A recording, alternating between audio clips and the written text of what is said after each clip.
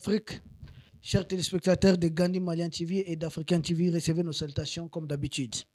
Heureux de vous retrouver, heureux de vous retrouver accompagné de nos trois experts maison qui ne sont plus à présenter pour évoquer sur Pan-African TV, dans le cadre de l'émission Parole aux Africains, euh, cette thématique au niveau de l'Afrique de l'Ouest qui va un peu dans tous les sens. C'est-à-dire, tantôt nous allons nous retrouver au Bénin, ça serait peut-être le Nigeria, l'espace AES.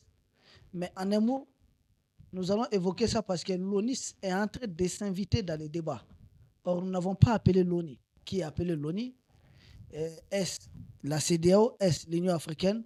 L'ONU, il y a beaucoup de préalables pour essayer, en tout cas, de s'immiscer dans les affaires internes, c'est-à-dire de l'Afrique de l'Ouest, entre les pays de l'AES et les dirigeants de la CEDEAO qu'il faudrait dissocier du peuple de la CEDEAO. Recevez nos salutations une fois de plus. Nous commençons par Dr Mamadou Sila Traoré. Docteur, bonjour et bienvenue. Bonjour, général. Bonjour, mes deux co-débatteurs. Professeur Touré, qui est mon avocat défenseur de tous les jours, et mon oncle. Et bonjour, tous les téléspectateurs de Gandhi Malien et par ricochet de African TV. Vraiment une mention spéciale à quelqu'un, une dame, une grande dame qui nous suit depuis Paris. Et je pense que les autres vont associer leur voix à la mienne, encore une fois pour saluer cette dame parce qu'elle nous a envoyé à chacun de nous un présent. Et voilà, c'est un livre. Quelqu'un qui te donne un livre t'amène à bonne école. Et merci Fatou pour tout. Et merci du soutien. Professeur Touré. Ok, merci Général. Vous qui êtes avocat improvisé de Dr Mamadou Sila Traoré, je ne sais pas contre qui vous le défendez. Merci Général, merci à Gandhi African TV. Et heureux d'être l'avocat du docteur qui est aussi le docteur de l'avocat. Donc il y a complémentarité dans les choses. Certainement pas pour le défendre contre son oncle, mais parce qu'il apprécie beaucoup son oncle. Donc bonsoir à l'oncle de docteur Koulibaly, co-débatteur. Et merci une fois de plus, comme le docteur l'a dit, à Fatou. Franchement, qui nous a envoyé un document très important. J'ai comme l'impression qu'elle a lu dans mes idées hier soir. Je faisais des recherches sur le code noir et elle nous a envoyé le document qui est là, qui est vraiment très utile et qui nous aide beaucoup dans beaucoup de nos débats. Merci beaucoup à Fatou. Doyen. Bonsoir Diawara, bonsoir à tous les travailleurs de Gandhi TV, bonsoir à mes co-débatteurs et surtout bonsoir à ma grande Fatou. Et merci pour le cadeau qu'elle nous a envoyé. Ça nous permettra de nous plonger dans l'atmosphère du temps de l'esclavage. Oui, merci beaucoup, doyen. Droit de naissance oblige.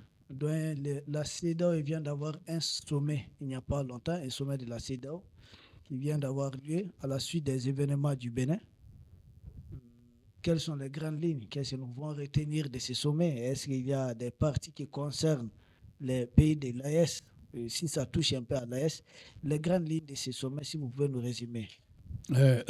Si tu me permets, allez-y. Je vais déconstruire un narratif allez-y, qui court dans les rues de Bamako, que les gens répètent sans chercher à savoir de quoi il s'agit. Faites-vous plaisir, doyen. Chaque fois, je vois des influenceurs, des hommes politiques, des hommes de toute nature qui ont conçu et adopté un principe. Toute guerre finit autour de la table. C'est faux. Si cela était vrai, il n'y aurait pas eu le mot capitulation. Deux exemples de capitulation. L'Allemagne, à la fin de la Deuxième Guerre mondiale, a pratiquement capitulé. Il n'y a pas eu de négociation. Ils ont déposé les armes. Le Japon, après le bombardement de Hiroshima et Nagasaki, a capitulé sans négociation, sans autre forme de procès. Il y a aussi des guerres qui continuent parce que la guerre a été déclarée. Il peut y avoir armistice, mais à part l'armistice, il n'y a pas eu de déclaration finale de traité de paix. C'est le cas des deux Corées. C'est l'armistice qui prévaut jusqu'ici, mais la déclaration de guerre n'a pas été levée par un traité. C'est le cas aussi du Japon et de la Russie pour les îles Kuriles qui les opposent jusqu'à aujourd'hui. Donc, dire que toute guerre finit autour de la table, c'est faux. C'est un narratif qu'ils sont en train de nous balancer à tous les coups sans chercher à comprendre la profondeur. Ensuite, le mot guerre même, qu'ils utilisent pour un affrontement qu'il y a entre un État et des terroristes ou des groupuscules, on n'appelle pas ça guerre. La guerre, c'est entre deux États, nommément identifiés, mais pas entre un État et des groupuscules. On peut l'appeler de toutes les guerres, mais ce n'est pas de toutes les manières possibles, mais ce n'est pas une guerre. Mais peut-être une guerre entre la France et nous, peut-être. Mais c'est ça, c'est entre deux États. La guerre, c'est entre deux États, pas entre un État et un groupuscule. Voilà. OK. Merci beaucoup, doyen. Vous avez quelque chose à ajouter? C'est bon? Professeur Touré, en tant qu'historien? Pour l'histoire de la capitulation, il faudrait qu'on essaie de voir chez nous-mêmes. Parce que beaucoup de gens ne savent pas ce qui s'est passé à Kidal lors de la fameuse visite de l'ex-premier ministre Moussa Mara. Après, vraiment, je dirais, l'événement regrettable qui a vu le Mali perdre beaucoup de ses fils valeureux des militaires. Et le document qui a été signé là-bas par nos autorités, c'était presque une capitulation. Mais on ne dit jamais aux Maliens. C'était presque une capitulation. Pas presque, c'est une capitulation. Oui, bon, j'ai dit presque une capitulation pour ne pas dire capitulation. OK. Voilà. Donc, pour la question... Attendez, peut-être professeur Touré va ajouter quelque chose. Ok, juste que Koulibaly a bien dit, hein, parce que souvent on a l'impression qu'il vaut mieux, parce que ceux qui sont en train de le dire, c'est pour dire que tous ces efforts que l'État malien est en train de déployer, toute cette organisation, ça va, c'est comme pas la dire que peine. c'est du gaspillage, parce qu'on finira toujours par négocier, alors que non, la négociation s'impose. Quand tu n'as plus les armes de combattre, tu es pris, et puis maintenant, on t'impose les choses. L'Allemagne, on lui a dicté à la conférence de Nuremberg, on lui a dicté des choses à faire. Et aujourd'hui, l'État malien doit se battre pour capituler ces gens-là et les imposer le dictat, comme ils le disent entre guillemets, le dictat de ceci à ces groupes pour qu'on puisse avoir la paix. Il faut vraiment se battre. Et ça, la parenthèse, elle est encore ouverte pour appuyer, une fois le doyen a eu à le dire ici, même dans la religion musulmane, quelque part dans le Coran, il est écrit que quand on est en situation de force, on ne doit pas négocier. Voilà. C'est ceux qui maîtrisent ce domaine. Oui. Maintenant, doyen, nous revenons vers vous. La question, c'était sur la CEDEAO. Il y a eu un sommet de la CEDEAO. Nous voulons savoir si ça nous touche éventuellement ou bien quelles sont les grandes lignes que nous pouvons retenir de ce sommet. Bon, il y a deux grandes lignes que je peux évoquer, deux grands points que je peux évoquer. D'abord, les circonstances dans lesquelles ce sommet s'est tenu. Le sommet s'est tenu à la suite d'un coup d'État réussi, entre guillemets, en Guinée-Bissau. Ensuite, il y a une tentative de coup d'État, soi-disant, au Bénin. Ensuite, il y a eu l'intervention militaire supposée de la CEDEAO par Nigeria interposé au Bénin. Ensuite, il y a l'incident de l'avion, l'atterrissage de l'avion C-130 du Nigeria avec 11 personnels à bord. Ensuite, il faut constater quelque chose. Donc, j'ai constaté l'absence de 3 présidents qui étaient en pointe dans tous les combats pour la démocratie et contre les changements de régime par coup d'État. Il s'agit du président du Bénin, ça se comprend, il venait d'avoir chaud, il n'a pas été.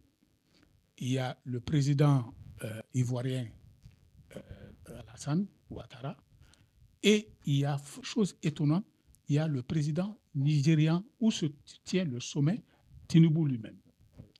Chez lui-même, il était absent. Il était absent. Tout à fait. Il était représenté par le vice-président. Donc c'est étonnant que ces 3 qui sont en pointe dans le combat contre les pays de l'AES ou bien autre chose. Tinubu un peu moins même, parce qu'en tant que président de la CEDEAO, il est obligé de suivre parfois le mouvement. Mais ce sont 3 personnes qui sont à cheval. Et Tinubu, lors de sa prise de fonction de la première fois, la première interview, il dit « Avec moi, il n'y aura pas de coup d'État ». Et pas de bol, aujourd'hui, on en est à 6 ou 7. Donc ça, c'est une remarque importante. Il y a une autre remarque qui aurait pu passer inaperçue. Un des présidents qui se fait très souvent représenter dans les forats, c'est Faure Gnassingbé. Mais cette fois-ci, il était là-bas. Et il était là-bas après quoi? Après un discours qu'il a prononcé sur lui, qui est un discours de rupture. Ensuite, tout ceci réuni, il y a eu, dans la même foulée, le 9e congrès panafricain, et où? Au Togo, un pays de l'AES, un pays de la CEDEAO. Donc tout ça, ça forme un ensemble de choses qui démontrent une chose. Malgré tout l'engagement, malgré toute la vigueur mise à essayer de combattre les coups d'État, malgré toutes les mesures, la CEDEAO n'y arrive pas. Comme on le dit, pourquoi? On pourra peut-être y venir après, mais parce que le problème est mal posé. Un problème mal posé, on ne trouve pas de solution. Donc, ils se rendent compte aujourd'hui que le souverainisme initié par les pays de l'AES est en train de gagner du terrain. Les 3 pays, eux, ils sont déjà dans cette optique. Le Togo, qui était un peu au milieu, son président vient de faire un discours de rupture et a choisi carrément la voie de la souveraineté. Le Sénégal est en train de balancer avec le duo Diomaye Faye et Sonko. Ils ont même fait campagne autour de la souveraineté. Ensuite, la Guinée-Bissau, où il y a eu un coup d'État, le coup d'État, c'était justement pour empêcher des souverainistes de venir au pouvoir. Ensuite, l'insurrection, ou bien la tentative de coup d'État au Bénin, c'était un gros coup dans le camp des France-Africains. Et donc, en réalité, dans l'atmosphère, ils se rendent compte que malgré tout ce qu'ils ont entrepris, malgré tout ce que la CEDEAO a entrepris, malgré les sanctions, malgré tout, ça continue et c'est les souverainistes qui sont en train de marquer des points. Ça, c'est le premier point. Le deuxième point, c'est les résolutions. Dans les résolutions, j'en ai compté 29, sur lesquelles il y a 7 qui nous concernent peu ou prou. Si je peux peut-être un peu les énumérer. Il y a la résolution numéro 34, c'est extrêmement intéressant, qui demande le renforcement des institutions démocratiques et de gouvernance pour prévenir tout nouveau recul démocratique. C'est un aveu. C'est un aveu qu'il y a des coups d'État constitutionnels qui sont souvent les causes des coups d'État militaires. C'est ce qui ressort dans la résolution. Et ça, ce n'est pas bon pour certains pays, tels aujourd'hui la Côte d'Ivoire, qui est accusée de faire un 4e mandat et d'avoir marginalisé ou exclu des candidats. Le Bénin, qui est aussi accusé, pas de faire un 3e mandat, mais d'avoir ostracisé des candidats pour essayer de dégager la voie pour son poulet. Donc, c'est des manipulations, c'est ce qu'on condamne. Et ça, c'est le premier point. La résolution numéro 38, ils ont rejeté le chronogramme présenté par les autorités transitoires de la Guinée-Bissau. Et ils sont en train de refaire les mêmes choses. Ils veulent imposer une transition courte pour préparer les élections. Mais ils ne se rendent pas compte d'une chose. 1, on ne prend pas le pouvoir pour le donner à quelqu'un. 2, quand tu fais un coup d'État, il faut assumer. Sinon, ceux qui vont venir là, ils vont se retourner contre Ça, c'est psychologique. Ensuite, il y a le numéro 44, la résolution numéro 44, où il demande de maintenir le dialogue avec le Burkina Faso, le Mali et le Niger pour une collaboration efficace et renforcée contre le terrorisme. Ils sont en train d'offrir une collaboration avec nous autres. Je crois qu'on y reviendra peut-être, Oui. pour qu'on puisse endiguer le terrorisme. Ensuite, il y a la résolution numéro 45. Ils exhortent à l'opérationnalisation de la brigade régionale de lutte contre le terrorisme. Et ils demandent la convocation urgente du comité des chefs de service de renseignement, y compris des pays voisins. Qui sont les pays voisins? Sinon les pays de l'AES. Donc, les deux nous impliquent encore davantage. Ensuite, ils ont demandé la convocation des SEMGA. Il ne peut pas y avoir les chefs de service qui sont convoqués. Si on convoque les SEMGA, c'est évidemment avec aussi les chefs d'état-major généraux des pays de l'AES. Ensuite, la résolution numéro 47. Par la résolution numéro 47, ils ont octroyé au Sénégal la présidence de la commission pour la période 2026-2030. Là, il y a quelque chose qu'il faut un commentaire à faire. Est-ce que vous vous souvenez que dès après son élection, sa participation au premier sommet, ils ont demandé à Diomaye Faye d'être le médiateur entre les pays de l'AES et la CEDEAO pour les inciter à revenir dans la CEDEAO. Il a accepté ça. Cette fois-ci encore, on donne la présidence de la commission au Sénégal. Or, la commission, c'est la cheville ouvrière de toute la CEDEAO. C'est comme le secrétariat général. Secrétariat général. Mais les leçons qu'on tire de ça.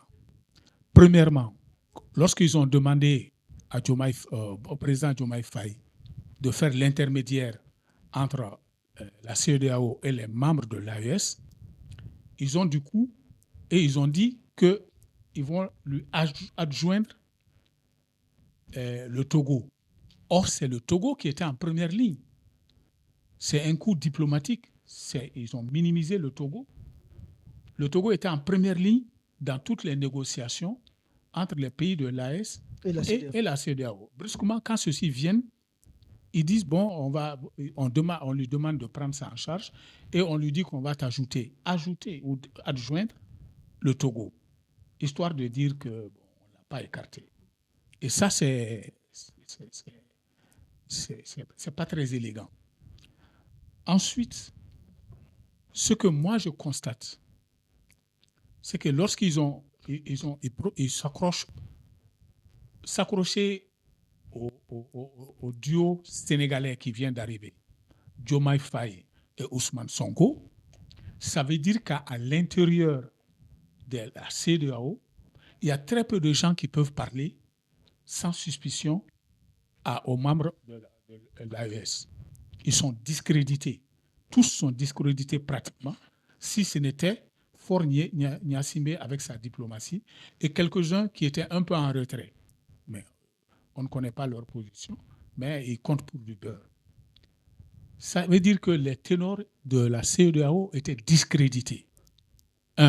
Deuxièmement, ils viennent solliciter le Sénégal pour prendre la présidence de la commission. Il y a des choses, il y a des non-dits. Le Sénégal a fait campagne, le duo là, sénégalais a fait campagne sur la souveraineté. Donc, ils sont entre deux eaux. Ils risquent de basculer dans la souveraineté. Et donc, en les mettant au cœur des actions de la CEDEAO, on espère les faire dévier. Ensuite, ce que moi je trouve ignoble, je m'excuse du terme, ce que je trouve très regrettable, c'est qu'ils ont essayé d'exploiter la virginité politique de ce duo-là, qui sont sans tâche, qui sont venus, on se précipite, on les met devant. Voilà ce que je peux conclure sur cet aspect. Ok. Ensuite, Allez-y. il y a la conférence. La conférence a approuvé 2 choses. Mhm. La première, c'est la participation de l'AES à la banque d'investissement et de développement de la CEDEAO. On était là-dedans. Ils nous avaient exclus et même les fonctionnaires de nos pays qui étaient là-bas, on disait qu'on allait les remercier. Mais aujourd'hui, ils ont approuvé les suggestions du conseil d'administration et des gouverneurs de maintenir à la demande de l'AES, de maintenir les pays de l'AES comme membres non CEDEAO au niveau de cette banque. Ça, c'est un premier aspect. Ensuite, on a maintenu à leur poste les ressortissants de ces 3 pays. Et enfin, ils ont approuvé l'adhésion du Mali, du Burkina Faso et du Niger au groupe intergouvernemental d'action contre le blanchissement de l'argent en Afrique de l'Ouest, le GIABA. Le GIABA n'est autre chose, vous vous rappelez, il y a eu le GAFI qui se fait au niveau international. Donc le GIABA, c'est une création qui est à une échelle réduite d'un pendant du GAFI. Et cela se passe au moment où la CEDEAO, les membres de l'AES ont demandé à faire partie du GIABA. Mais parmi les membres, au moment où le GAFI a donné son analyse l'an passé, on en a discuté il n'y a pas si longtemps que ça, le Mali, on l'avait retiré de la liste grise.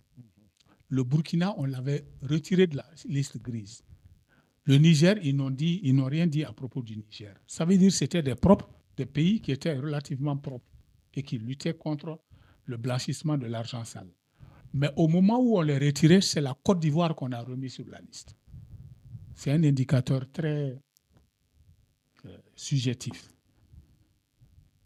Bon, ça c'est l'ensemble des résolutions. Je m'excuse d'avoir été un peu long. Non, ça vaut le coup. Je pense que vraiment ça valait le coup. Ça valait le coup. Professeur Touré, nous revenons vers vous. La CEDEAO s'est réunie. Les doyens, visiblement, ça c'est uniquement pour essayer peut-être d'amendouiller l'AES, essayer d'anticiper, voir comment entraver, empêcher l'AES dans son élan. Qu'est-ce que vous retenez en grosso modo? Bon, moi, ce que je retiens de cette rencontre de la CEDEAO, que je qualifie de la rencontre de la honte, de la faiblesse de regroupement, parce qu'aujourd'hui, la CEDEAO, en réalité, se réunit sur un fond vide. D'abord, les coups d'État, il parle de coups d'État qu'il ne peut pas empêcher, parce qu'aujourd'hui, les peuples sont en train de prendre le destin de leur pays en main. Aujourd'hui, ce qui s'est passé au Bénin, la CEDEAO était obligée en tout cas de se réunir parce qu'il faut reconnaître que c'est une première dans l'histoire où des pays africains bombardent des Africains pour faire plaisir à une nation européenne, à la France. Qui a d'ailleurs participé à l'opération. Qui a participé à l'opération parce que sous couvert, parce que les frappes et leurs précisions montrent que vraiment c'est une armée aguerrie et très puissante qui a mené des opérations. Donc moi je crois que cet élément seulement fait qu'aujourd'hui, tous ces présidents qu'il vient de citer aujourd'hui avaient certainement honte de se faire voir sur cette tribune, parce que je me demande comment est-ce que, ou qu'est-ce qu'ils vont dire de cette action que la CEDEAO sous couvert a pu faire au niveau du Bénin, et qu'aujourd'hui la CEDEAO est en train de constater que les pays de l'AES sont en train de gagner du terrain, ils sont en train de mieux s'organiser, et aujourd'hui beaucoup de pays membres de la CEDEAO aujourd'hui sont en train de se frotter un peu la tête, et je sais que dans les années à venir, en tout cas très prochainement, sinon même dans les mois à venir, beaucoup de pays, en tout cas, vont quitter la CEDEAO pour rejoindre l'AES, qui aujourd'hui n'est qu'une coquille vide.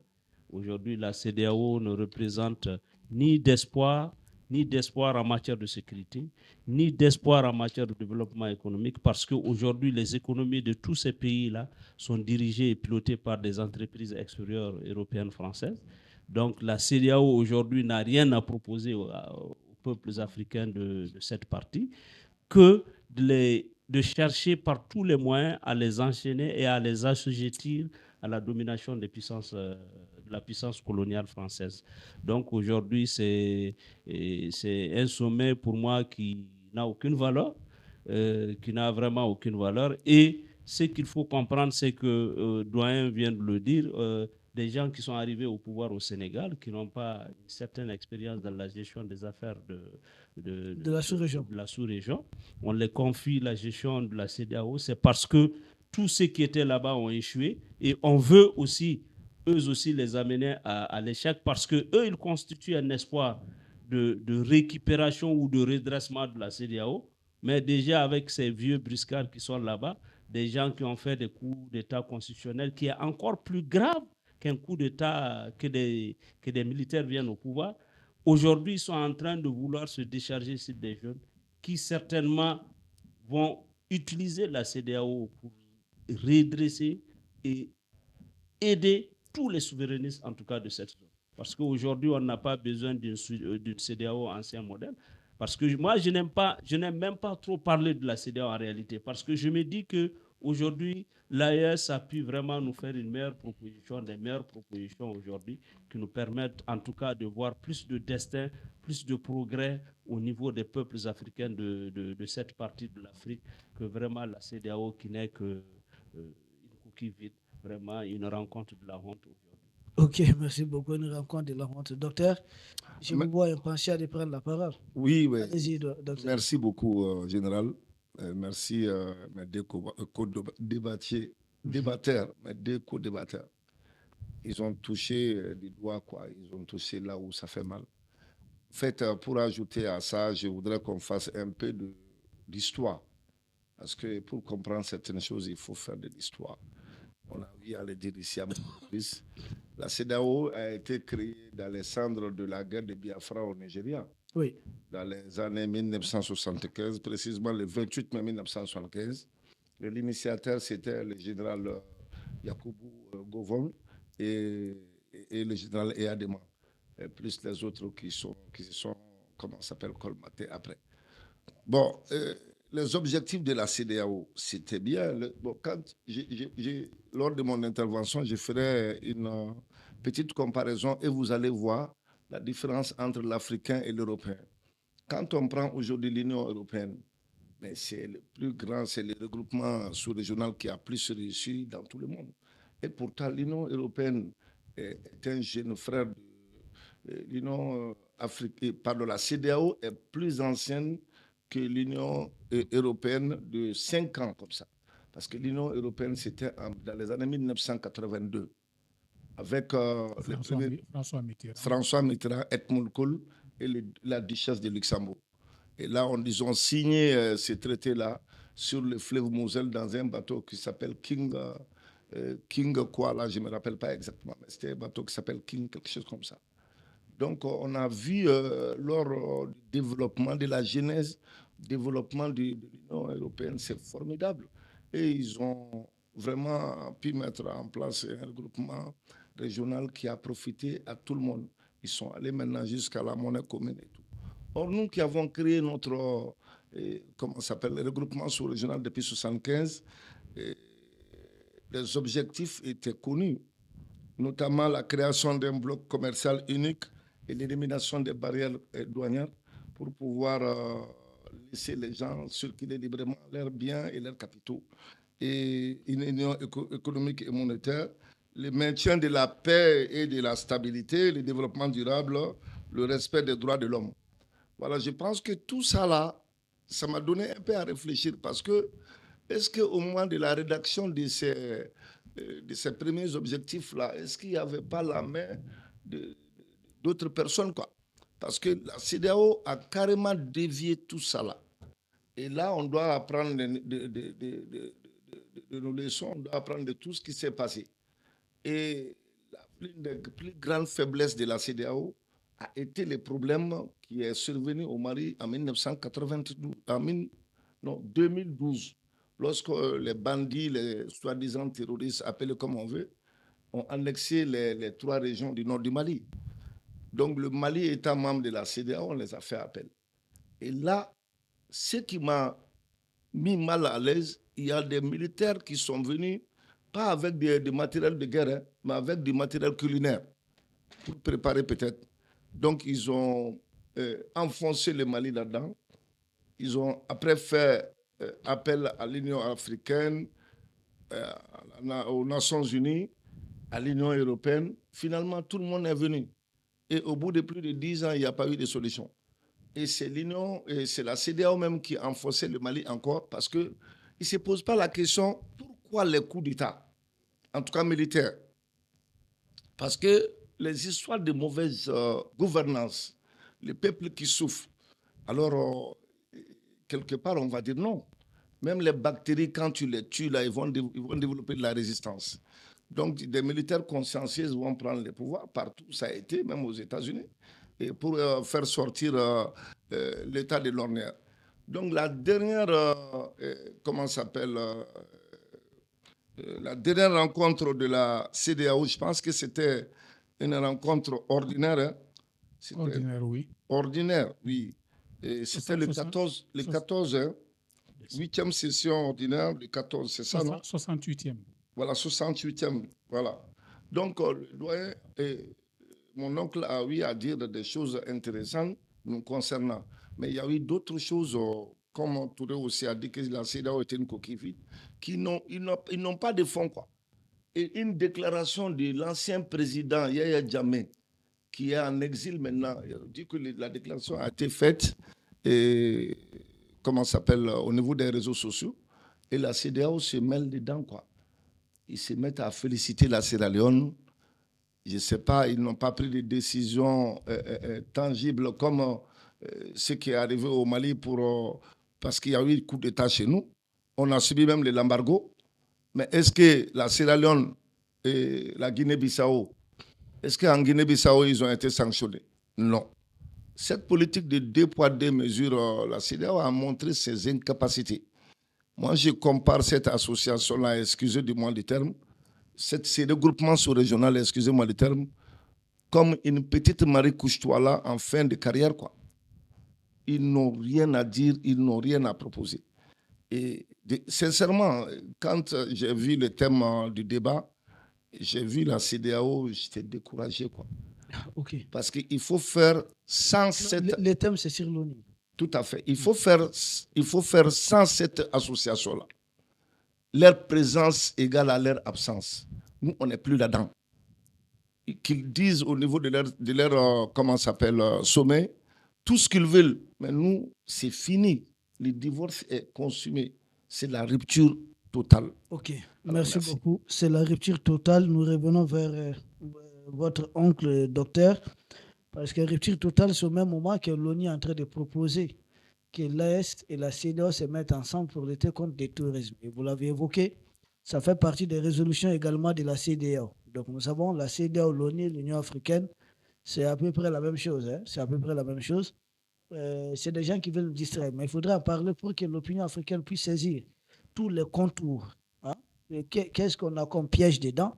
L'ONU qui propose à l'AES, à la CEDEAO de discuter, mais c'est tellement étrange de collaborer pour lutter ensemble contre le tourisme. Je ne comprends pas. Nous, le général Abdraman Tiani qui dirige le Niger pointe du doigt généralement des terreaux qui partent du Nigeria voisin pour attaquer le Niger ou qui partent du Bénin pour attaquer le Niger. Son Excellence le président Ibrahim Traoré pointe du doigt Michel Alassane Draman Ouattara, d'où les terreaux partent. Nous aussi, de l'autre côté, nous avons la Mauritanie, nous avons Michel. Mais finalement, comment est-ce qu'on peut collaborer dans ce cadre? C'est une proposition ou une suggestion ou un desiderata émis par le secrétaire général de l'ONU le 18 novembre lors de la 147e session du Conseil de sécurité, ouais, où on discutait de la sécurité en Afrique de l'Ouest. Il a émis cette proposition, ou bien en tout cas il l'a suggéré. Et chose bizarre, il a ajouté même la Mauritanie et l'Algérie. C'est mal connaître L'Afrique de l'Ouest. l'Afrique de l'Ouest, ce qui se passe ici chez nous. Il est très loin. Et donc, moi, je crois que, en fait, on ne peut pas l'empêcher de dire ce qu'il veut. Mais nous sommes désormais libres de faire ce que nous croyons utile pour nous-mêmes.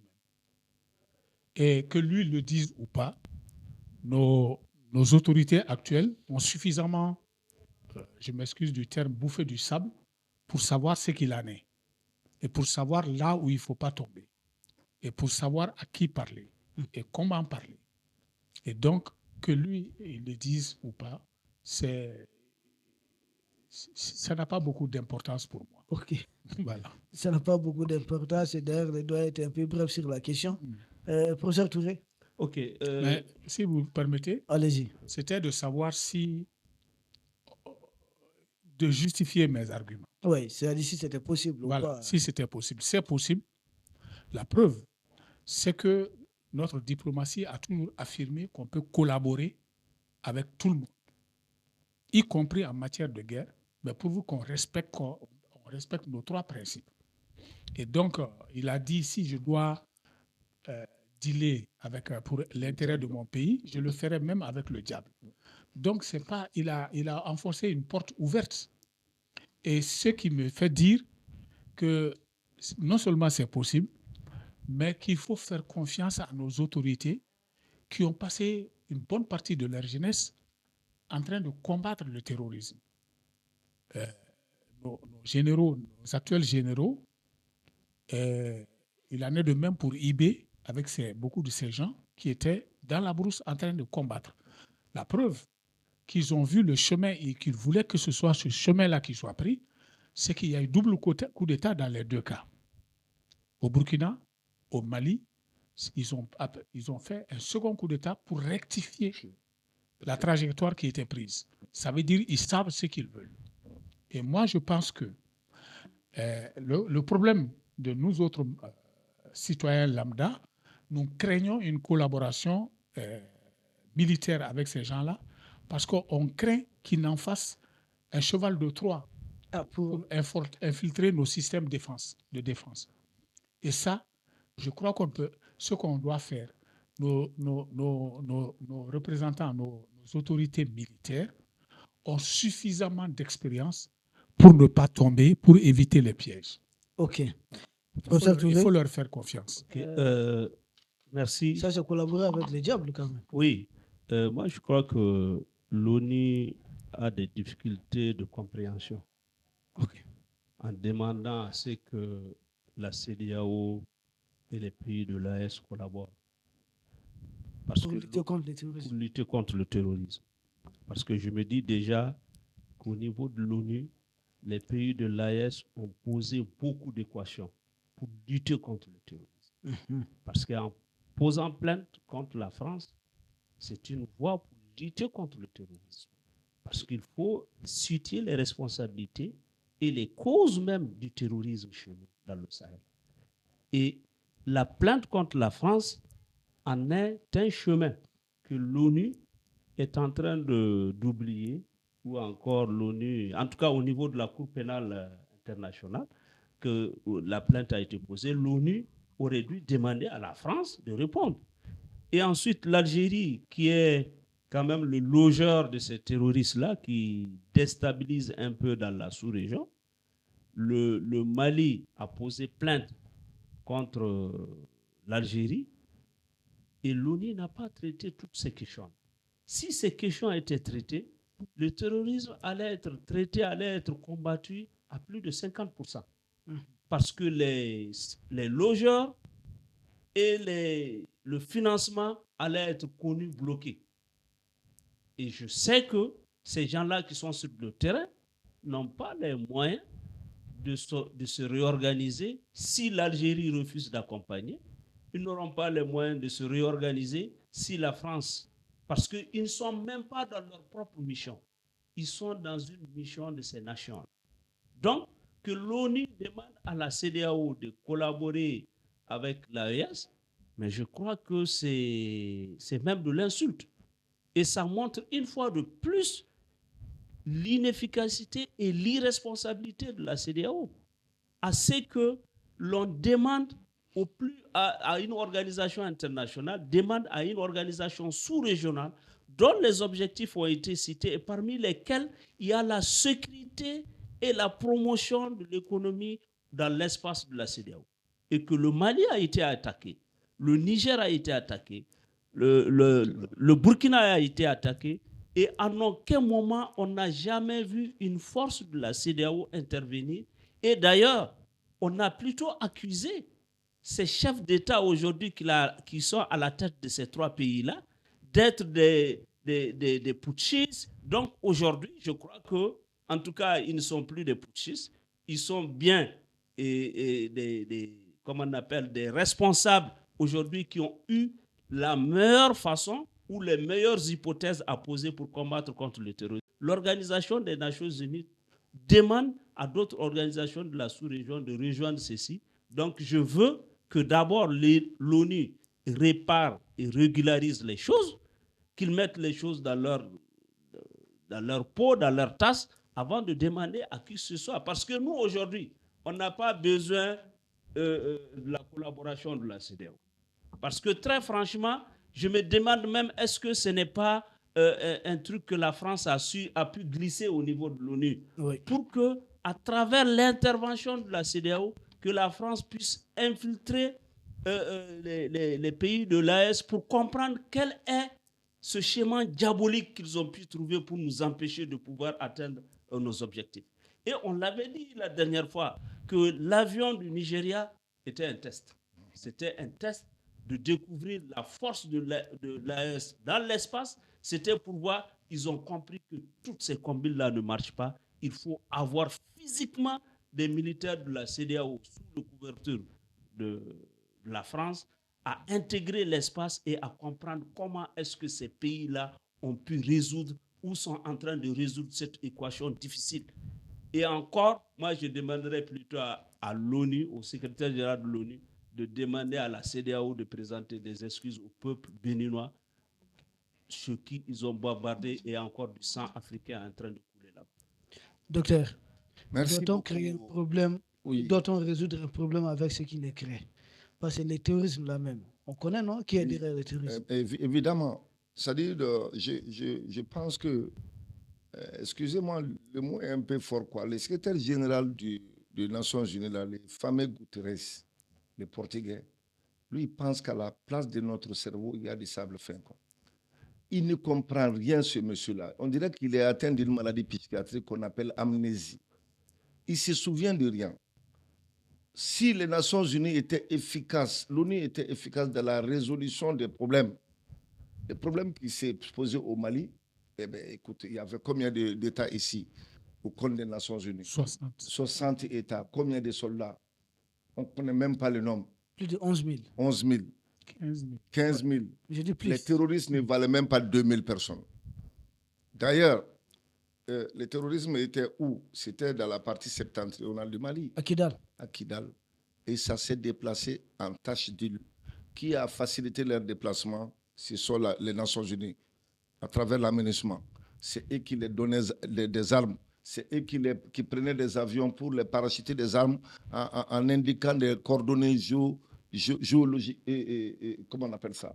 Des coordonnées. Des géolocalisations. Des géolocalisations. Exactement. L'aménagement a été pris la main dans les sacs. On se rappelle, ce n'est pas de l'histoire. Hein.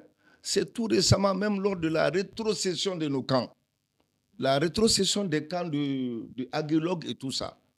On a vu ce que l'aménagement a fait. C'était des camps piégés et tout ça, pour simplement empêcher l'armée malienne d'occuper ces espaces-là. Bref, chaque fois s'il y a un problème, les 49 Wagner, ce n'est pas le même Guterres qui a dit que ce n'est pas des mercenaires. Oui. Par subsidiarité, votre ami, le général Ambalo a confirmé, comme, je me rappelle, hein, comme Guterres a dit que ce n'est pas des mercenaires, donc ce n'est pas des mercenaires. Comme si Guterres détenait la vérité absolue. Lui, il est le chantre du savoir, il est le papa des Maliens. S'il parle, voilà, on s'était. Guterres a bien à gagner en se taisant, à jamais. Parce que la souffrance du Mali, des Maliens, était réelle. L'objectif de la création des Nations Unies, c'est d'imposer la paix même, hein, au lendemain de la Deuxième Guerre mondiale. Mais l'ONU, au lieu d'être, une solution, l'ONU a toujours été un problème. Et je pense qu'un jour viendra, peut-être, que ce soit dans 10 ans, 20 ans, l'ONU va mourir de sa belle mort. Il y aura une autre organisation. Ça, c'est sûr. L'ONU est passée carrément à côté des choses. Sinon, si l'ONU avait pris ses responsabilités depuis le départ, l'histoire de rébellion au Mali n'allait pas se poser. Ce sont les États membres de l'ONU qui exactement, nous payons nos cotisations. Et il y a eu ces problèmes-là. Le Mali a porté plainte contre, comme c'est répété et pédagogique, et mon ami professeur Touré a dit, l'ONU n'a pas daigné régler ces problèmes-là. On a posé, une plainte contre la France, contre l'Algérie, contre tous ces sponsors des Nations Unies. Vous n'avez pas pu régler ces problèmes-là. Et vous venez à travers la CEDEAO et cette coquille vide-là, nous disant vraiment de collaborer avec eux. Pourquoi? S'il n'a rien à se dire, qu'il se taise. Nous, on a pris un chemin, le chemin de la vérité. Ok. Ce qui est sûr, on n'a pas besoin d'eux pour régler nos problèmes. Merci beaucoup, docteur. Je vous en prie. Professeur Touré, nous changeons un peu de thème. Parce qu'il n'y a pas longtemps, un avion militaire du Nigeria, c'est ce qu'on nous a dit, que c'est du Nigeria, avec 11 personnels capturés au Burkina Faso. Nous avons eu à le dire. Mais hier, nous avons reçu l'information que l'avion a été libéré avec les 11 personnes qui étaient à bord. Votre analyse là-dessus? Ok, moi je dis que c'est bien, dans la mesure où certainement le Burkina l'a fait en coordination avec le Niger et le Mali pour l'espace AES. Et je crois que le respect s'impose. Et quand un homme te respecte, un homme respectueux aussi, tu lui rends la monnaie. Si le Nigeria a compris que l'espace de l'AES, l'espace du Burkina n'est pas un espace aujourd'hui où on peut faire une promenade de santé, et que le président, et c'est pourquoi je me dis certainement qu'il n'est pas parti au sommet, malgré que le sommet est chez lui, a compris qu'aujourd'hui, il y a un respect qui s'impose à l'endroit de 3 États qui avaient été victimes de la même CEDEAO, qui ont été victimes de tout type d'actisation. Et si la CEDEAO, via le ministère des Affaires étrangères du Nigeria, comprennent qu'il fallait éviter de tomber dans les mêmes dérives que la Côte d'Ivoire par rapport aux 49 mercenaires qui ont été arrêtés ici au Mali, ils avaient nié ils ont fini par présenter des excuses et qu'ils ont été libérés. S'ils ont commencé déjà par ça, moi je crois que c'est bien. Mais en tout cas, moi je crois que les 3 pays de l'AES doivent prendre à partir de ça toutes les dispositions qui s'imposent. Parce qu'on ne doit plus permettre à ceux que des situations comme ça rentrent et que ça ressorte. Ok. Moi, j'étais plutôt pour le principe qu'on libère les 11 vies des Nigérians qui certainement eux-mêmes ont été peut-être trompés, parce qu'on voit comment est-ce que l'État même vend beaucoup d'officiers nigérians dans cette guerre contre le terrorisme. Ouais, ces occupants pouvaient être dans le même dispositif. Je commence par le Nigeria. Alors, je rends hommage au président guinéen Lassana Conté, Feu Lassana Conté. Il a eu à dire que le pouvoir, c'est Dieu qui donne. Quand le pouvoir tombe entre les mains des gens comme Bola et Nougou, c'est ce qui se passe. Les dormeurs. Il dort, il danse, il ne comprend rien de tout ça, quoi. Et il n'a même pas un passé glorieux. Et lui, il se retrouve à la tête d'un État, il ne comprend pas. Il ne sait pas qu'il y a des liens séculaires entre les peuples. Et Bola et Nougou, lui, il ne se cache même pas, quoi, au service de la France comme ça. Or, l'histoire de son pays avec la France devrait être une histoire de rupture. Les Biafra. Tout le monde se rappelle de la guerre de Biafra, où il y a eu des milliers, plus de 1 million de Nigériens ont laissé leur vie là-dedans. On parle depuis 2 millions de 2 millions de Nigérians à cause du pétrole nigérian. Et c'est quoi? C'est qui? C'est la même France. Il n'y a pas d'ancien ennemi. Ton ennemi, là, restera toujours ton ennemi. Okay. Et là, c'est des pans de l'histoire qu'on ne peut pas effacer avec un coup de baguette magique. Okay. Le deuxième, c'est Talon. Talon, c'est des petits renégats. Lui, il pense qu'il est français dans la tête. Mais Talon aussi, c'est regrettable. Parce qu'au moment où Talon était à l'opposition, tout le monde pensait de lui qu'il était bien. Et l'autre, Yahi Boni, il a failli mettre dans les news, mais Talon, par la sagacité de certains Bédouinois, on l'a fait sortir dans le coffre d'une voiture. Et tout le monde, à cause de l'injustice, tout le monde a supporté Talon. Talon est devenu président, lui, il est devenu pire que Yahi Boni. Et paix à son âme, Mathieu Korokou, dans sa tombe aujourd'hui, doit remuer sa tête 2 fois. Quand le Bénin est entre les mains de ces gens-là. Le Bénin est toujours... Autant de Mathieu Korokou, l'armée française était venue bombarder le Bénin pour renverser le pouvoir. Oui. Autant de Patrice Talon, l'armée béninoise vient bombarder le Bénin pour maintenir Patrice Talon au pouvoir. C'est pas... Vous voyez comment est-ce que l'histoire se répète. Okay. À mon ami, pas mon ami, mais monsieur que je n'aime pas du tout, parce qu'il n'a jamais joué pour l'Afrique. C'est pas un Africain, quoi. Lui aussi, dans la tête, il se dit français parce que, voilà. On parle de qui? De Alassane Ouattara, le 3e mandat ou 4e mandat. Il est au 4e. Le 4e mandat. Et lui, voilà, celui qui donne les leçons, qui n'apprend pas ses leçons. Il se croit supérieur à tout le monde. Il a un mois surdimensionné, exagéré, quoi. Okay. C'est un paranoïa, ce monsieur-là. Parce que là, on regarde un peu dans les rétroviseurs. L'histoire de carte de séjour en Côte d'Ivoire, tous les problèmes ivoiriens, c'est ce monsieur-là. Et là, encore une fois, tout récemment, 9 de ces forces spéciales ont été arrêtées au Togo. Tout le monde le sait. Et pourquoi? À quelle fin? Donc, les chiens ne changent jamais l'habitude de s'asseoir comme il le fait. Merci. Même s'il est dans la belle famille, il fait comme ça. Donc, c'est pour dire... J'ai dit et je le maintiens. Très rapidement. Ouais, très rapidement aux dirigeants de l'AES d'être toujours sur le qui-vive. Ces gens-là, ils vont jamais s'arrêter. Quand un plan ne marche, ils vont tenter un autre. Et ainsi de suite, ainsi de suite. C'est à nous d'être prévoyants. C'est à nous d'être sur le qui-vive pour pouvoir endiguer définitivement ce mal. Merci beaucoup, doyen. Nous aurons besoin de votre analyse sur la libération de cet avion nigérien et des 11 personnels. Je crois que la dernière émission, on en avait parlé. Ils ont choisi de prendre l'hypothèse dans laquelle c'est un test qu'on fait. Et ils ont mis des trucs en place. Si c'est un test, il y a des choses à faire. Ces choses-là, c'est d'immobiliser l'avion, de s'assurer des personnes qui sont là-dedans. Immobiliser l'avion à quelle fin? C'est de visiter l'avion, de regarder. Ce n'est pas des idiots. Donc, quelles sont les possibilités de cet avion-là? Au-delà de ce que ces gens vont rencontrer, moi, ce que je sais, il y avait 2 choses.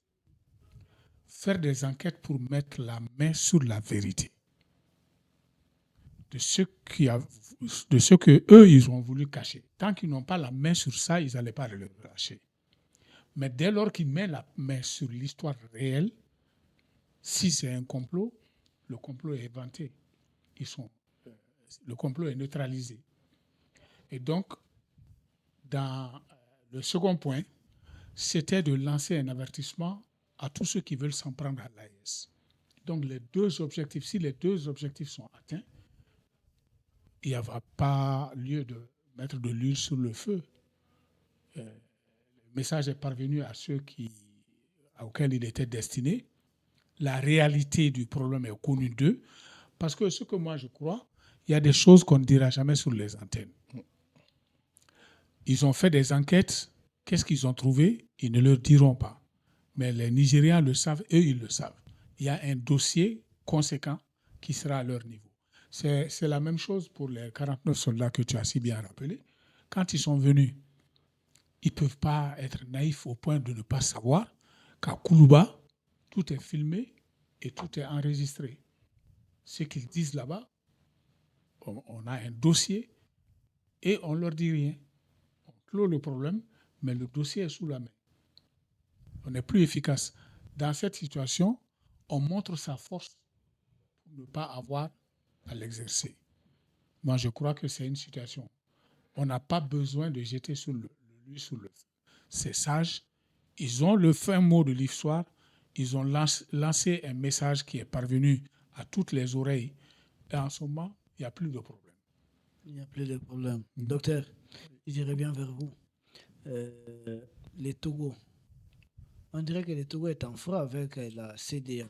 On dirait que les choses ne fonctionnent pas bien. Oui, évidemment.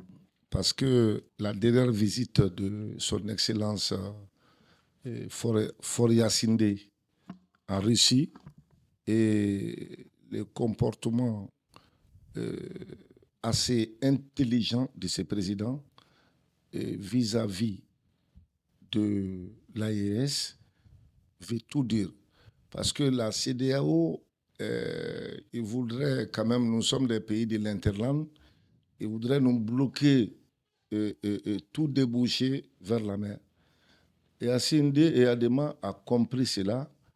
Et les autres ports, c'est-à-dire le port du Bénin, desservait que le Niger, c'était des milliards que le Bénin percevait pour cette coopération. Mais je ne sais pas quelle mouche a piqué ces présidents de se priver de ses propres intérêts pour fermer tout aux Nigérians. Alors, si ce n'est pas Jean, c'est Paul. Et les Nigériens, ils ont focalisé leur échange maintenant, et leur ouverture sur le monde à travers le port de Lomé. Donc, cet aspect étant très important, très bénéfique pour... Mais le Nigeria a son port. Oui, le Nigeria a son port, mais le Nigeria et le Bénin, alors si c'est la musique, ils jouent tous sur la gamme diatonique, alors que le Niger jouait aussi sur cette gamme. Comme cette gamme n'est plus bonne, le Niger a dévié, il joue maintenant sur les pentatoniques. Donc, c'est comme ça, quoi. Mon avis, un sommet panafricain au Togo. Et c'est le Togo aujourd'hui avec la CEDEAO. Je ne sais pas, c'est quoi le problème réellement? Le Togo avec la CEDEAO, je dirais de donner un peu du temps au temps. Les choses finiront par se révéler. Les Togolais n'ont pas montré au grand jour ce qui se passe entre eux et l'AES. Mais moi, je suis sûr, je peux mettre ma main dans le fait que le Togo est en train de taper à la porte de l'AES, témoignant les voyages les voyages de Faure, ce que Faure a tenu comme discours devant son Excellence Vladimir Poutine à Moscou. J'ai écouté du début à la fin tout ce qu'il a dit. Et là, il a eu à prononcer l'AES à peu près 4 ou 5 fois dans son intervention. Et ça, ce n'est pas fortuit. Et si les Togo n'avaient pas de penchant, ou si les Togo n'avaient pas vraiment d'intérêt auprès de l'AES, ils n'allaient pas parler de l'AES autant de fois. Autant de fois. Donc, ça veut dire ce que ça veut dire. OK. Voilà. Merci beaucoup. Doyen, on a besoin de votre lecture là-dessus parce que vous l'avez effleuré à l'entame de l'émission. Absolument. Il est indubitable que ça ne va pas entre le Togo et le reste des pays de la CEDEAO. Ou en tout cas certains pays de la CEDEAO. Certains pays de la CEDEAO. Déjà, la position de médiateur du Togo dans le conflit qui nous ont opposés à la CEDEAO, il s'était montré un peu modéré. Et même mieux que modéré, il s'était montré neutre. Sinon même, ils avaient un penchant pour l'AES. Ça transparaissait dans tout. Malgré qu'ils étaient les négociateurs en chef de cette affaire-là. Le premier point. Le deuxième point, c'est que la CEDEAO a lancé une opprobre sur la diplomatie togolaise en choisissant Bassirou Diomaye comme étant le négociateur principal pour faire revenir les pays de l'AES, c'est comme désavouer le Togo qui était en pointe sur ce dossier. Ça, c'est le deuxième point. Le troisième point, c'est qu'aujourd'hui, le Togo est parti jusqu'à accepter que le 9e congrès du panafricanisme se tienne sur son territoire et présidé par le président lui-même. Et ça, c'est un signal très fort. Ensuite, il y a les éléments du discours qu'il a pris. Déjà, avant les éléments du discours, il y a ces rapports affirmés avec la Russie qui montraient déjà un penchant en se tournant vers les pays du BRICS et du nouveau multilatéralisme.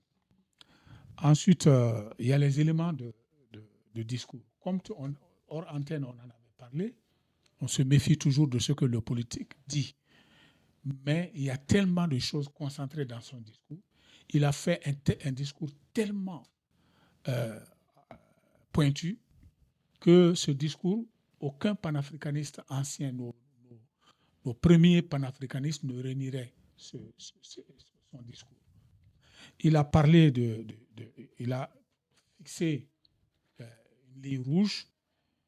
L'Afrique ne peut plus se contenter d'être spectatrice.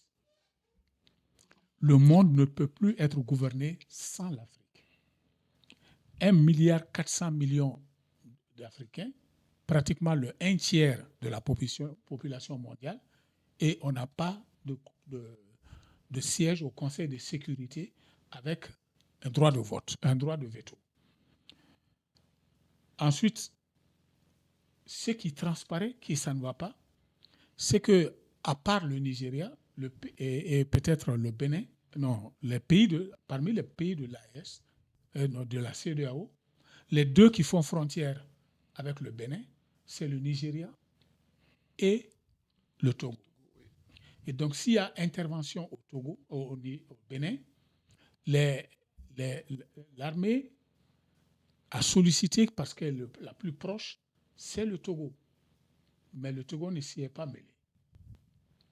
Et donc, à part ça, comment on va aller chercher le Ghana qui est loin, la Sierra Leone qui est encore plus loin, la Côte d'Ivoire qui est loin, pour former une coalition de militaires, alors que le Togo, qui fait partie de la CEDEAO, est tout à côté. Surtout qu'on a vu ça dans le cadre de ce qui s'est passé en Gambie, où le Sénégal était tête de pont, parce que le Sénégal, la Gambie, c'est à l'intérieur du Sénégal. Absolument. Allez-y. Bon, ensuite, il a dit l'Afrique n'est plus périphérique.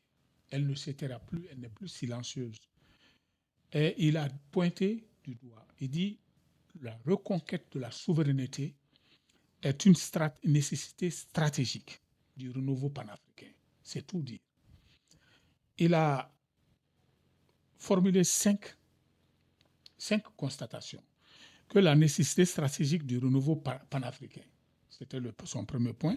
L'exigence d'une réforme du multilatéralisme avec une réforme des institutions et dans les institutions. Une réforme des institutions et une réforme dans les institutions.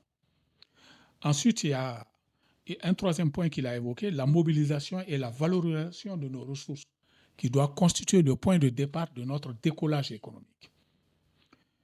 Et ensuite, il a dit, là où je ne le suis pas très bien, il dit l'Afrique est une et indivisible. Ensuite, il a parlé des fondements de la reconquête qui passent par notre narratif, imposer notre propre narratif et ne pas laisser les autres parler ou dire des choses sur nous.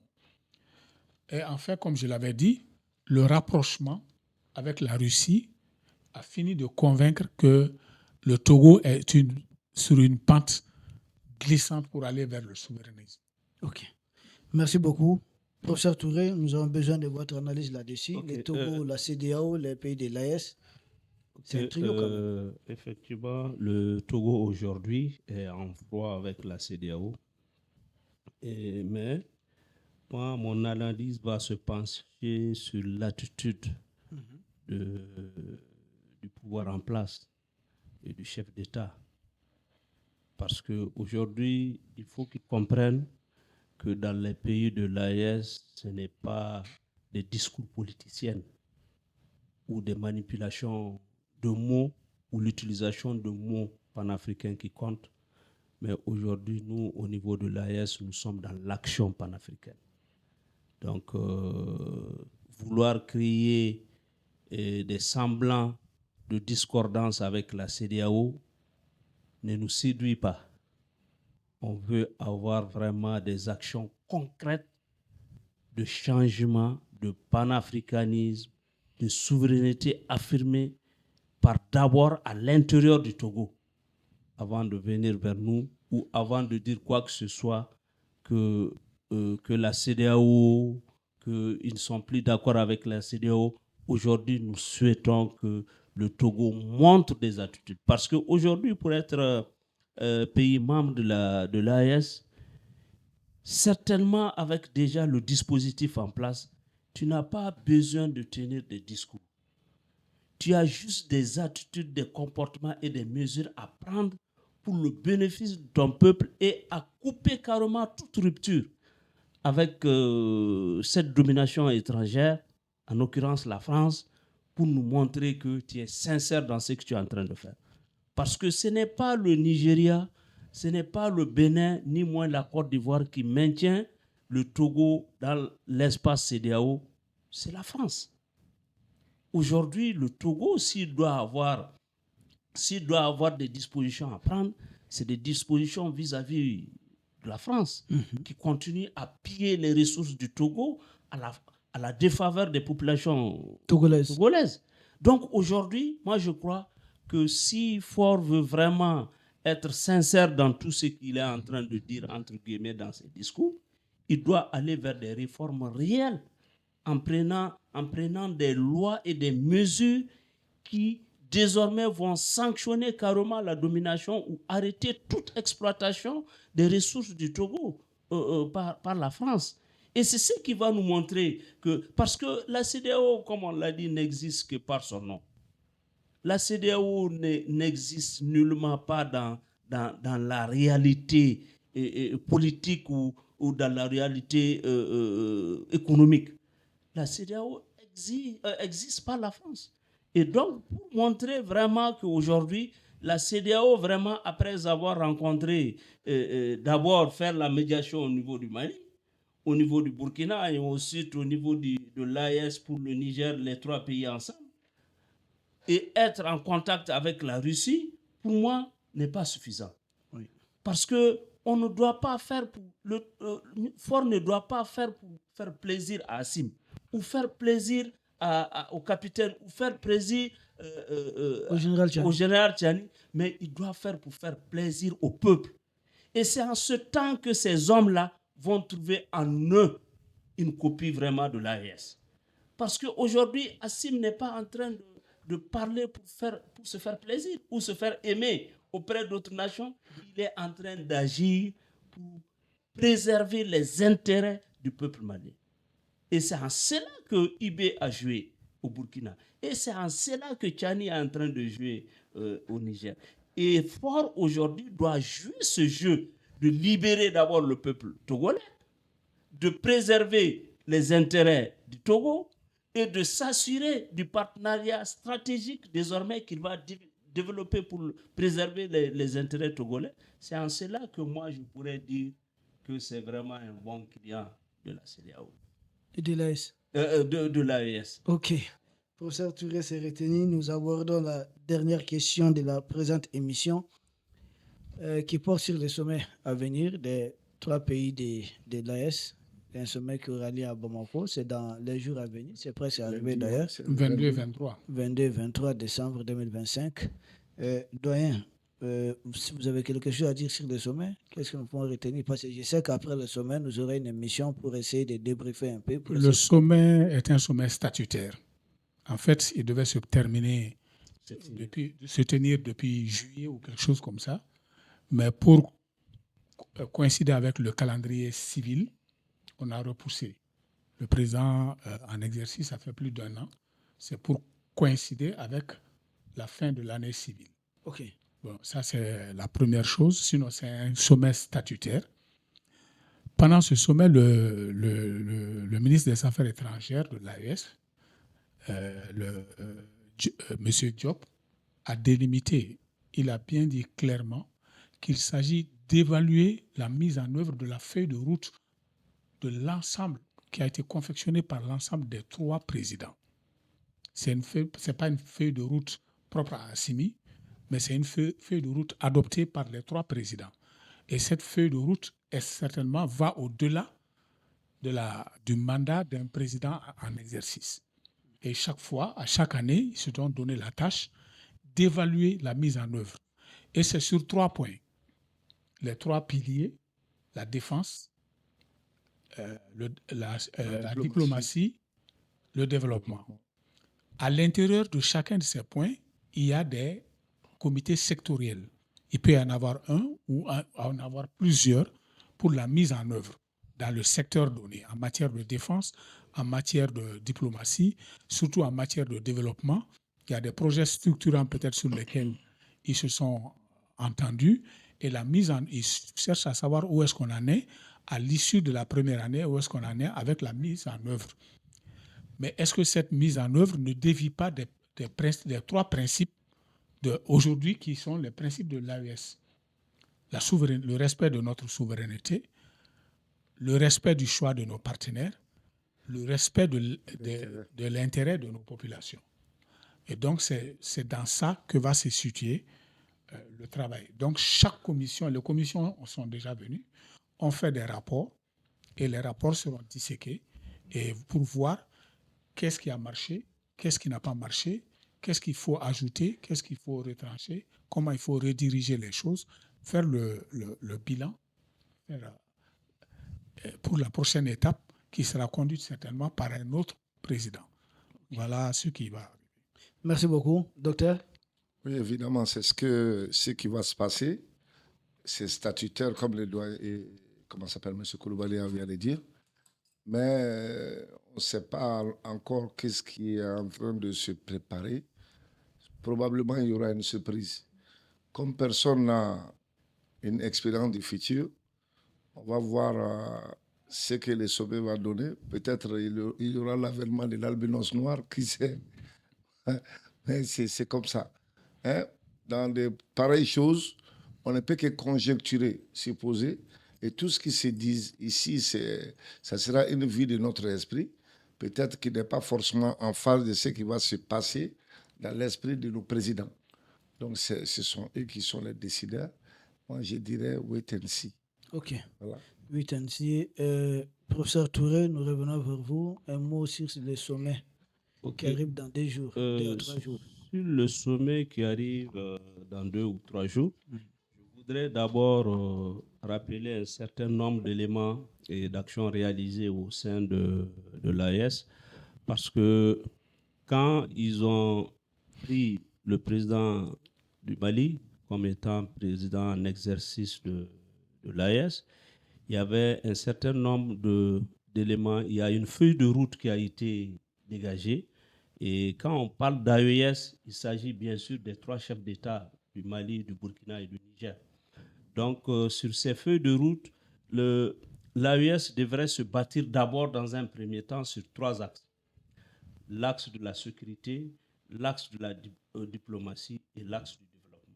Donc maintenant, qu'est-ce qui a pu se faire dans ce bilan pour qu'aujourd'hui, les 3 présidents de l'AES puissent se retrouver et discuter de la suite des choses? Parce que c'était aussi leur test.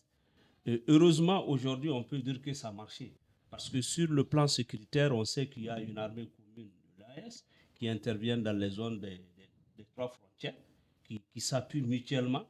Et on a vu récemment la déclaration du président en exercice de la Confédération par rapport à la violation de l'espace aérien de l'AES. C'est toujours pour montrer que sur le plan de la sécurité, vraiment, ça coordonne entre les 3 pays.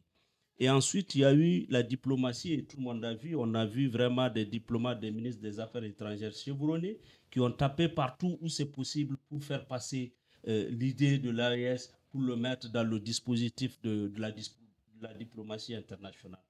Et aujourd'hui, nous sommes partis au-delà, parce que quand on dit développement, Koulibaly l'a dit, il y a plusieurs secteurs. Aujourd'hui, nous avons vu qu'il y a même eu une cour pénale de l'AES qui a été mise en place. Il y a une télé-radio de l'AES qui a été mise en place. Aujourd'hui, il y a le secteur de développement, carrément, peut-être certainement pour le sommet à venir, qui sera largement débattu. Parce qu'aujourd'hui, la sécurité est très avancée dans son dispositif d'organisation. La justice, pour que les populations de l'espace AES puissent être au même niveau et que les trois pays puissent adapter une justice aux réalités des trois pays, aujourd'hui est déjà en marche. La diplomatie, aujourd'hui, elle est vraiment en marche. Et je crois que c'est beaucoup plus sur le plan communication avec la mise en place de la télé AES et radio AES qui va certainement fonctionner dans les jours à venir pour que l'espace AES puisse être informé par les voies les plus autorisées au niveau de l'espace AES. Et ensuite, amorcer le développement, parce que je sais que dans le développement, les ministres des infrastructures et du transport se concertent beaucoup et certainement ont beaucoup d'éléments à développer dans ce secteur, parce que qui parle de confédération, qui parle d'union, parle certainement de circulation des personnes, des biens, pour faciliter beaucoup de choses. Et je crois que la conférence à venir va tenir compte de ces éléments et pourquoi pas tenir compte de l'élément agriculture dans l'espace dans les trois pays pour que désormais les populations de ces trois pays puissent avoir de quoi manger. Parce qu'après la sécurité, il faut penser vraiment au ventre. Oui, notre... Je voudrais peut-être signaler, parce que en ville, j'entends certaines choses. Les gens, je pense qu'ils sont en train de mettre la charrue avant le bœuf. On parle certainement de la création du franc, de notre franc. Les gens c'est notre monnaie. De notre monnaie. Voilà. Parce que tout ce qui est franc là-dedans, vraiment, voilà. on veut... de la création de notre monnaie lors de cette session. Or, il ne faut pas confondre la Banque confédérale d'investissement et de développement et la Banque centrale. Ah oui. La Banque confédérale d'investissement se charge de procurer les fonds, d'aller chercher les fonds pour les investissements, pour l'État, pour les particuliers, pour les grandes entreprises. Et elle a d'autres rôles aussi, en dehors de ça. Elle gère des portefeuilles, elle peut faire des placements financiers pour des gens. Donc ça, c'est une banque d'investissement dont le rôle est totalement différent. C'est la banque centrale qui s'occupe de la création d'une monnaie et de sa gestion. Et cette banque n'est pas encore créée. Donc, il ne faut pas penser que ceci va aboutir forcément sur la création de notre monnaie. OK. Merci beaucoup. Docteur, Oui. Nous arrivons au terme de cette émission. Il y a beaucoup de gens qui nous ont suivis. Oui. Votre mot peut-être pour sortir de cette émission. Bon, le mot de la fin, c'est que les uns et les autres doivent comprendre que quand nous faisons tous ces débats-là, c'est une manière de trouver une solution au problème qui nous a été imposé depuis le XVIIIe siècle par les colons. Et jusqu'à preuve de contraire, en Afrique, l'Afrique est le seul continent où il y a encore une monnaie coloniale. Et ça, c'est pas du tout bon. L'Afrique est le seul continent qui est en train d'être pillé encore, pas par d'autres systèmes coloniaux, mais par la France. Ce pays-là a créé trop de problèmes. Ce pays-là ne s'est pas contenté d'avoir des choses d'une manière équitable. Ils sont venus, nous, on n'existe pas, nous sommes leurs biens. Et pendant que nous sommes dans la maladie, dans la faim et dans tout ça, et ils sont en train de profiter, de faire la belle vie là-bas chez eux, les bons vins, les bons chocolats, comme nous aussi, les Africains, on n'a pas droit vraiment à la bonne vie. Donc, ce combat pour la souveraineté, ce combat pour la liberté est un combat très difficile et qui demande vraiment les dons de soi de chacun de nous, Africains. Il est temps que l'Afrique se réveille. Vraiment, nous sommes à la traîne Or, nous sommes les pays les plus riches, mais qualifiés de pauvres par ces gens, je ne sais pas pourquoi. Ok. Et en tout cas, je dirais qu'on doit accompagner, on doit renforcer ce qui reste de tout ce que ces jeunes, la nouvelle génération de militaires qui est venue prendre le pouvoir, qui fait des choses très très belles en si peu de temps, qui est en train de faire des belles choses en si peu de temps. Et d'ailleurs, j'ai pas de chapeau, mais coup de chapeau au président IB qui est en train de mettre en place, ou bien qui a déposé la première pierre de l'autoroute qui va de Ouaga à Bobo-Dioulasso sur 312 km à peu près Bamako-Sikasso, un peu moins. Mais c'est 4 voies aller, 4 voies retour. Quand ils ont montré la maquette là, ça a donné de l'insomnie à beaucoup de gens. Or, pour pouvoir réaliser ces choses-là avant, nous, on tendait la main. Si ce n'est pas la Banque mondiale, ce sont les institutions spécialisées de Bretton Woods et les crédits interminables. Or, ces financements-là sont venus du fonds propre des Burkinabés, plus de 200 millions. Et là, ça veut tout. 200 milliards, j'ai dit, ça veut tout dire. Ok. Voilà. Merci beaucoup, docteur. Doyen, votre mot pour sortir de l'émission? Non, moi je rappellerai toujours que nous avons emprunté un chemin escarpé, très difficile à suivre. Mais la compensation, c'est les petits pas. C'est le cumul des petits pas qui va aboutir sur un grand pas. Il ne faut pas les minimiser. Il y a eu beaucoup de réalisations. Au-delà, ils suivent un calendrier, ils suivent un projet. Ils sont en train de le mettre en œuvre. Et chaque tentative est un travail d'Hercule en soi. Ok. Mais petit à petit, on est en train d'y arriver. On va y arriver. Ça va être long, difficile, mais on va y arriver. On espère bien. Professeur Touré? Ok, merci à toi, Général. Merci à Gandhi African TV. Je dis qu'aujourd'hui, la CEDEAO doit présenter ses excuses au peuple béninois pour avoir bombardé et accepté qu'un autre État bombarde le peuple béninois à travers la CEDEAO. Mais ton ami Talon dit que le Bénin n'a pas même besoin d'une armée parce que l'armée française serait là. Oui, c'est de l'insouciance et de l'ignorance. Parce qu'aujourd'hui, ce qui fait la force de la France, la force des États-Unis, c'est leur armée. La force de la Russie, c'est leur armée.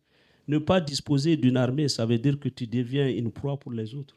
Donc, Talon est en train de ruiner le Bénin. Talon est en train de déciviliser les Béninois.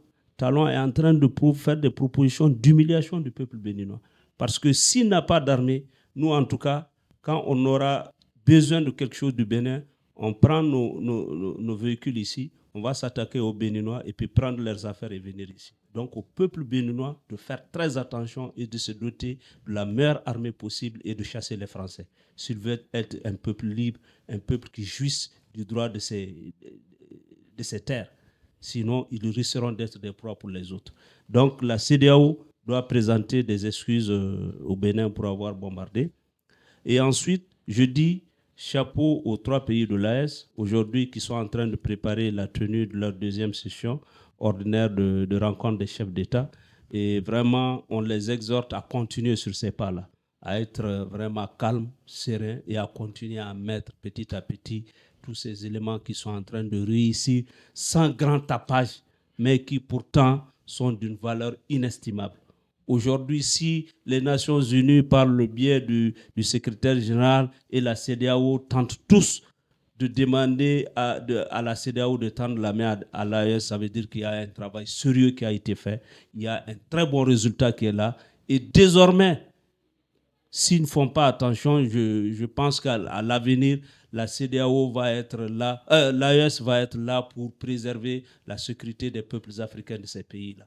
Et je sais que nous, par l'idée panafricaniste qu'on a, nos soldats n'hésiteront pas à aller mourir pour les peuples les peuples dignes et fiers d'être africains, en tout cas, nous sommes prêts à aller les aider, nous serons prêts à aller combattre pour eux. Donc, au peuple béninois, encore je reviens, de dégager talent et de se doter d'une armée forte. Merci. Monsieur le professeur Touré, c'est vraiment un souverainiste aussi africain qui est personnellement touché par ce que Macron a fait au peuple béninois. Nous espérons que l'Afrique aura sa revanche, l'Afrique va triompher. Ils l'ont dit, les doyens l'ont dit, les chemins escarpés, c'est difficile, comme l'a dit le docteur également, mais nous allons y arriver.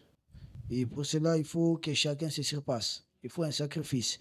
Et je rappelle, c'est l'occasion de le dire publiquement, chacun des invités fait un effort énorme pour être au plateau ici. C'est des gens à qui personne ne paye les carburants, ils viennent de leurs propres moyens. C'est des gens très motivés, très engagés. On les appelle souvent quelques heures de l'émission et ils sont là. Donc c'est ce que nous pouvons faire, apporter comme pierre à l'édifice pour la libération de l'Afrique. Vous également qui êtes nombreux à nous suivre dans les commentaires et autres, ce sont vos moyens que vous mettez dans les forfaits Internet et autres. C'est ce que nous pouvons aussi faire. Vos commentaires, vos partages sont aussi une source de motivation pour les experts ici au plateau. Nous vous remercions. Nous espérons vous retrouver la semaine prochaine. Même émission, même heure, mais seulement le thème va varier. Nous espérons que nous aurons quelque chose à partir du sommet de l'AES à nous mettre sous la dent sans doute. D'ici là, portez-vous bien. D'autres programmes vont suivre sur Gandi Malian TV, African TV. Merci.